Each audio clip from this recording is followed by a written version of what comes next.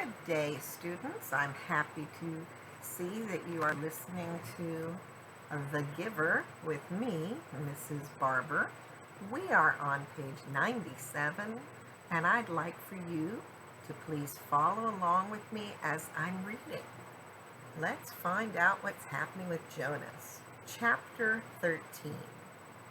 Days went by and weeks. Jonas learned through the memories the names of colors, and now he began to see them all in his ordinary life, though he knew it was ordinary no longer and would never be again.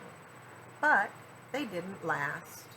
There would be a glimpse of green, the landscaped lawn around the central plaza, a bush on the riverbank, the bright orange of pumpkins being trucked in, from the agricultural fields beyond the community boundary, seen in an instant, the flash of brilliant color, but gone again, returning to their flat and hueless shade. So put in your notes, please, that colors were coming in and out of Jonas's ability to see them. Colors were coming in and out of Jonas's ability to see them. The giver told him that it would be a very long time before he had the colors to keep. But I want them, Jonas said angrily. It isn't fair that nothing has color. Not fair, the giver looked at Jonas curiously. Explain what you mean. Well, Jonas had to stop and think it through. If everything's the same, then there aren't any choices. I want to wake up in the morning and decide things, a blue tunic or a red one. He looked down at himself, at the colorless fabric of his clothing. But it's all the same always. I guess we can feel his pain, can't we? Most people don't enjoy having a uniform anymore. So put in your notes that Jonas would like the choice of what he was to wear. Jonas would really like to be able to pick and choose. Hopefully you at home are now picking and choosing things to wear. No more Athenian Academy uniforms. I'm so sorry. Okay, and now we continue. Then he laughed a little. I know it's not important what you wear. It doesn't matter. But it's the choosing that's important, isn't it? The giver asked him. Jonas nodded. My little brother, he began, and then he corrected himself. No, that's inaccurate. He's not my brother, not really. But this new child that my family takes care of, his name's Gabriel.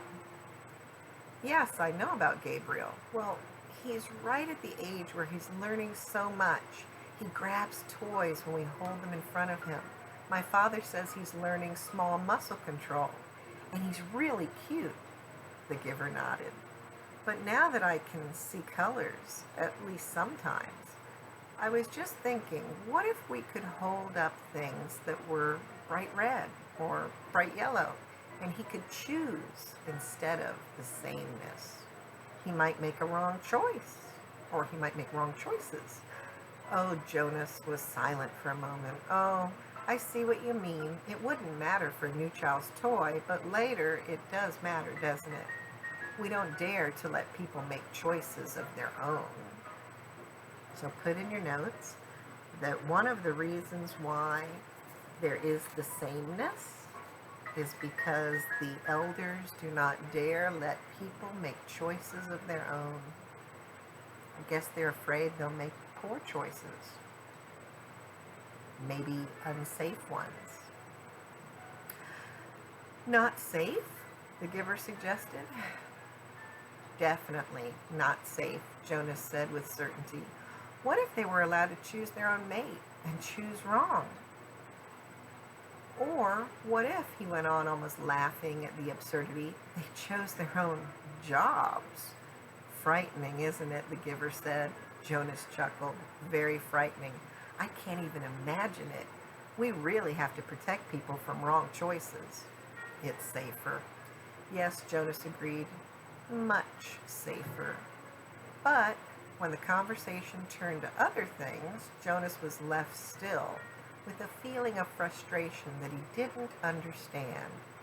He found that he was often angry now, irrationally angry at his group mates, that they were satisfied with their lives, which had none of the vibrance his own was taking on. And he was angry at himself that he could not change that for them. Unfortunate. Put that down. The more that Jonas learns, the angrier he's becoming.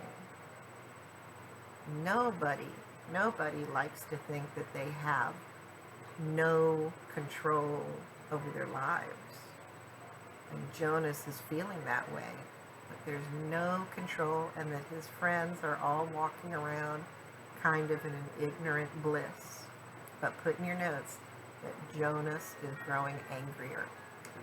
He tried, without giving permission from the giver, or without asking permission from the giver because he feared or knew that it would be denied, he tried to give his new awareness to his friends. Asher, Jonas said one morning, look at those flowers very carefully. They were standing beside a bed of geraniums planted near the hall of open records.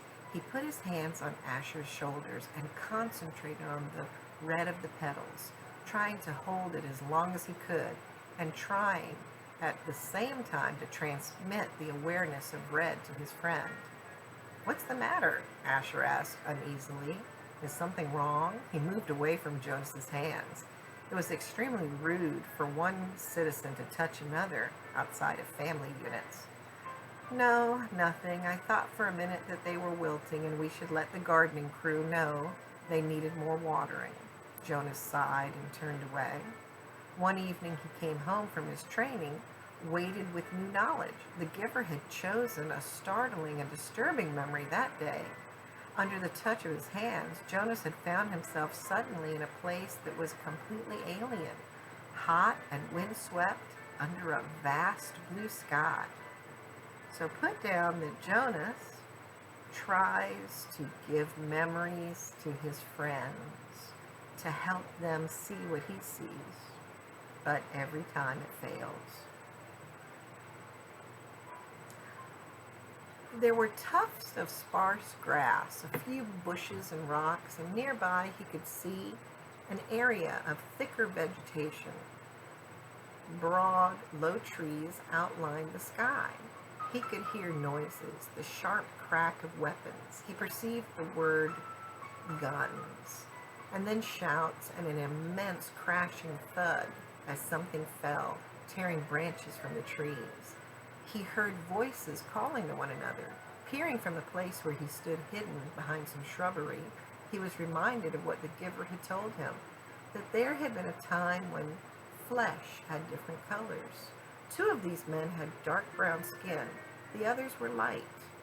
Going closer, he watched them hack the tusks from a motionless elephant on the ground and haul them away, splattered with blood. He felt himself overwhelmed with a new perception of the color he knew was red. Then the men were gone, speeding toward the horizon in a vehicle that spit pebbles from its whirling tires. One hit his forehead and stung him there, but the memory continued, though Jonas ached now for it to end. Now he saw another elephant emerge from the place where it had stood hidden in the trees. Very slowly it walked to the mutilated body and looked down. With its sinuous trunk, it stroked the huge corpse. Then it reached up, broke some leafy branches with a snap, and draped them over the mass of torn, thick flesh. Finally it tilted its massive head, raised its trunk, and roared into the empty landscape. Jonas had never heard such a sound. It was a sound of rage and grief, and it seemed never to end. He could still hear it when he opened his eyes and lay anguished on the bed where he received the memories. So put down, please, in your notes, that one of the memories that he is given from the giver is that of poaching. poaching of an elephant's tusks by criminals. These are poachers who do this even to this day. They go into protected lands and they butcher the poor elephants just for their tusks. Very sad. So he's never experienced anything like that. And he also experienced seeing people of different colors. Another thing that he doesn't experience because of the sameness. Okay. It continued to roar into his consciousness as he pedaled slowly home. Lily, he asked that evening when his sister took her comfort object, the stuffed elephant from the shelf, did you know that once there really were elephants, live ones? She glanced down at the ragged comfort object and grinned. Right, she said skeptically. Sure, Jonas. Jonas went and sat beside them while his father untied Lily's hair ribbons and combed her hair. He placed one hand on each of their shoulders. With all of his being, he tried to give each of them a piece of the memory, not of the tortured cry of the elephant, but of the being of the elephant, of the towering, immense creature, and the meticulous touch with which it had tended to its friend at the end. But his father had continued to comb Lily's long hair, and Lily, impatient, had finally wiggled under her brother's touch. Jonas, she said, you're hurting me with your hand. I apologize for hurting you, Lily, Jonas mumbled and took his hand away. Accept your apology, Lily responded indifferently, stroking the lifeless elephant. Giver, Jonas asked once, as they prepared for the day's work. Don't you have a spouse? Aren't you allowed to apply for one? Although he was exempted from the rules against rudeness, he was aware that this was a rude question. But the giver had encouraged all of his questions, and seeming to be embarrassed or offended, not seeming to be embarrassed or offended by even the most personal, the giver chuckled. No, there's no rule against it. When you become, oh, hold on, so sorry. It's strange not having a real book. And I did have a spouse. You're forgetting how old I am, Jonas. My former spouse lives now with the childless adults. Oh, of course, Jonas had forgotten the giver's obvious age. When adults of the community became older, their lives became different. They were no longer needed to create family units. Jonas's own parents, when he and Lily were grown, would go to live with the childless adults. So put that in your notes. That once people had their children grow up, those people moved into a living area called the place of the childless adults. You know, we have some of those communities of 55 and older. You may know people who live there. Okay. You'll be able to apply for a spouse, Jonas, if you want to. I'll warn you, though, that it will be difficult. Your living arrangements will have to be different from those of most family units because the books are forbidden to citizens. You and I are the only ones with access to the books. Can you imagine? Jonas glanced around at the astonishing array of volumes. From time to time now, he could see their colors. With their hours together, his and the giver's, consumed by conversation and by the transmission of memories, Jonas had not yet opened any of the books. But he read the titles here and there and knew that they contained all of the knowledge of centuries and that one day they would belong to him. So if I have a spouse and maybe children, I'll have to hide the books from them? The giver nodded. I wasn't permitted to share the books with my spouse, that's correct. And there are other difficulties too. You remember the rule that says the new receiver can't talk about his training? Jonas nodded. Of course he remembered. It had turned out by far to be the most frustrating of the rules he was required to obey. When you become the official receiver, when you're finished here, you'll be given a whole new set of rules. Those are the rules that I obey. And it won't surprise you that I'm forbidden to talk about my work to anyone except the new receiver. That's you, of course. So there will be a whole part of your life which you won't be able to share with a family. It's hard, Jonas. It was hard for me. So put in your notes that even if the receiver gets married, he or she cannot share any facts or information about the role of being the official receiver. Can you imagine? It's such a wonderful thing to come home at the end of the day to your family, talk about your day, discuss the good things and the bad, but the receiver can't do that. Okay, here we go. You do understand that, don't you? That this is my life, the memories? Jonas nodded again, but he was puzzled. Didn't life consist of the things you did each day? There wasn't anything else, really. I've seen you taking walks, he said. The giver sighed. I walk, I eat at mealtime, and then I'm called by the committee of elders. I appear before them, and I give them counsel and advice. Do you advise them often? Jonas was a little frightened at the thought that one day he would be the one to advise the ruling body. But the giver said no, rarely. Only when they're faced with something that they've not experienced before. Then they will call upon me to use the memories and advise them. But it very seldom happens. Sometimes I wish they'd ask for my wisdom more often. There are so many things I could tell them. Things I wish they would change, but they don't want change. Life here is so orderly, so predictable, so painless. It's what they have chosen. I don't know why they even need a receiver then, if they never call upon him, Jonas commented. They need me and you, the giver said, but didn't explain. They were reminded of that 10 years ago. Oh, what happened 10 years ago? Oh, here we go. What happened 10 years ago? Jonas asked. Oh, I know. You tried to train a successor and it failed. Why? Why did that remind them? The giver smiled grimly. When the new receiver failed, the memories that she received were released. They didn't come back to me. They went. He paused and seemed to be struggling with the concept. I don't know exactly. They went to the place where memories once existed before receivers were created. Someplace out there. He gestured vaguely with his arm, and then the people had access to them. Apparently, that's the way it was once.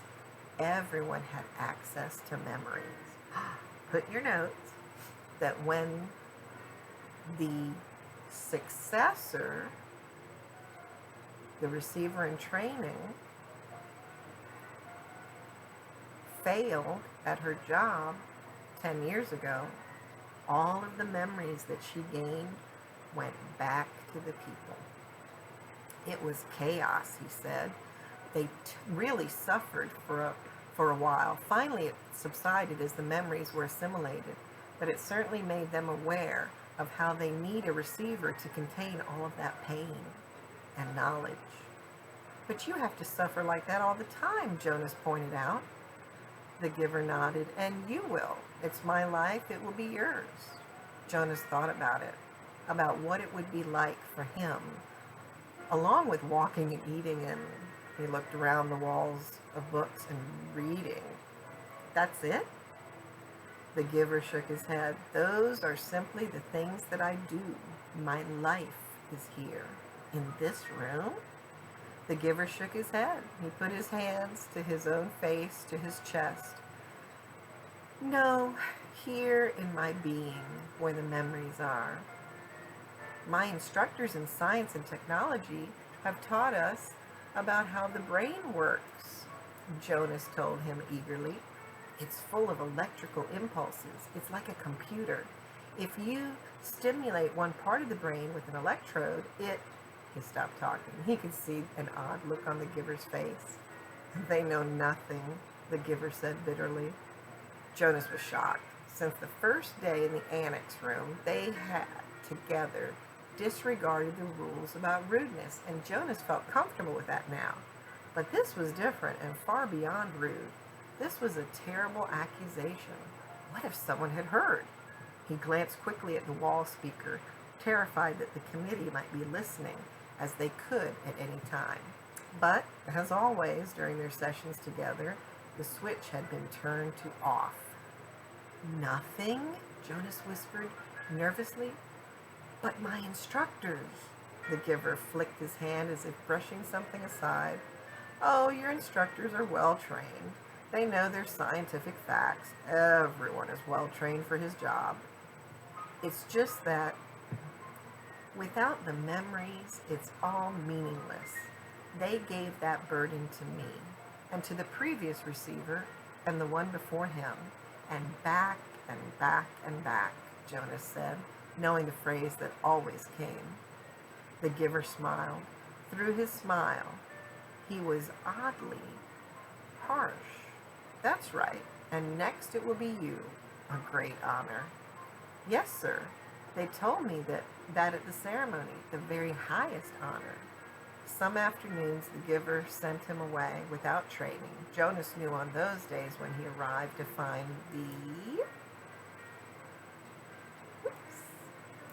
giver hunched over, rocking his body slightly back and forth, his face pale, that he would be sent away.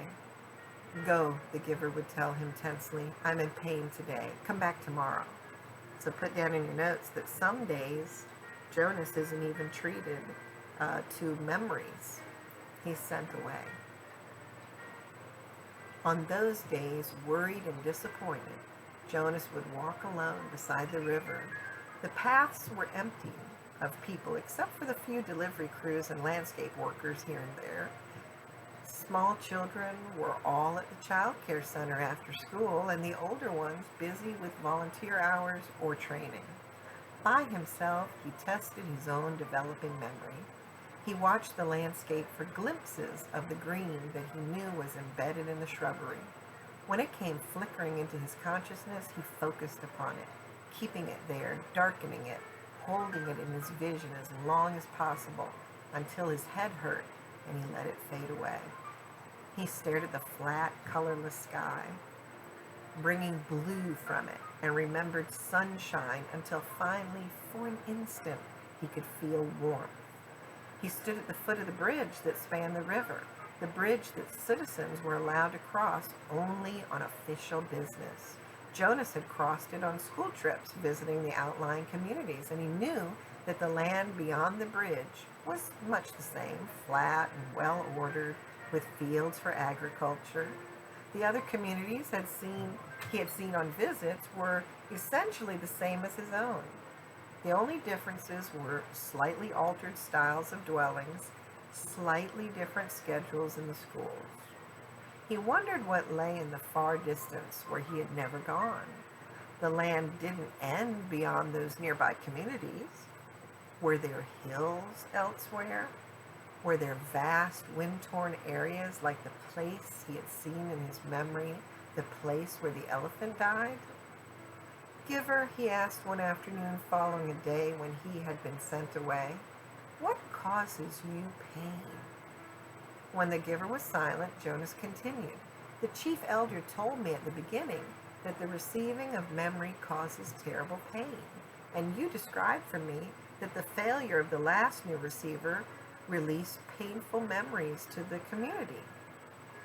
But I haven't suffered, Giver, not really, Jonas smiled. Oh, I remember the sunburn you gave me on the very first day.